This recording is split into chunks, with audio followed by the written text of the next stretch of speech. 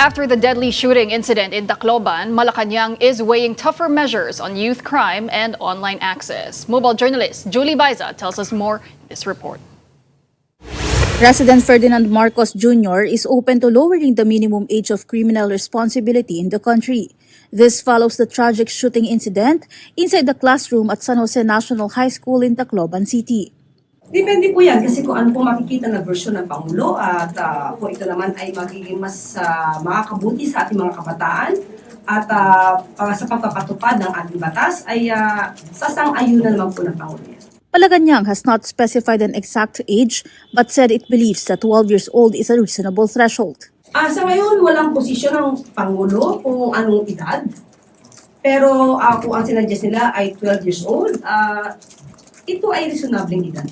The Philippine National Police earlier expressed support for lowering the minimum age of criminal responsibility to 12 from the current age of 15.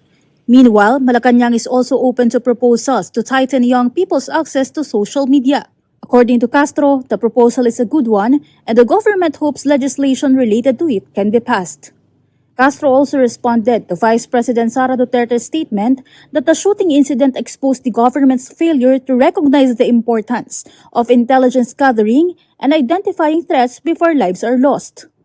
Ibig sabihin, estudyante dapat pinomonitor para sa intelligence gathering. Hindi sila mga terorista. Sila ay mga estudyanteng mukhang di anong gumunla sa online gaming na marahas.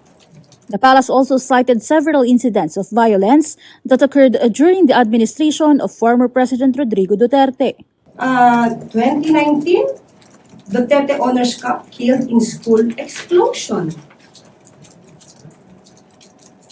Hindi po ba dapat kung napakagaling niya magbigay ng suggestion, dapat ay tinuruan niya ang kanyang ama para ito ay na-prevent. Kapatid Mobile Journal Julie Baiza, We're One News.